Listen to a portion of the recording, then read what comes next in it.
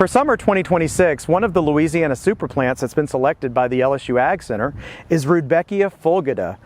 Oftentimes you might hear this called black-eyed Susan, but this particular Rudbeckia species is perfectly adapted to Louisiana's growing conditions because it's a native to the southeastern United States. Now what differs here is that the leaf is a little bit smoother.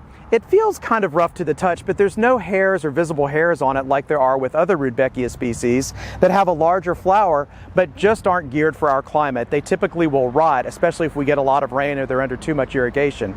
This particular variety though is called Goldsturm. There's also a sister variety called Early Bird Gold that was actually found in Louisiana.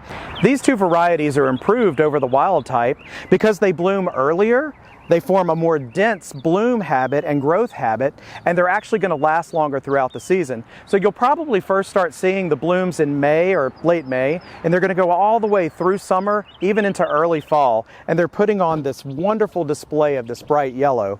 The seeds, if you leave them, are also very nutritious for birds, and of course, being a Rudbeckia, it's going to be very attractive to pollinators.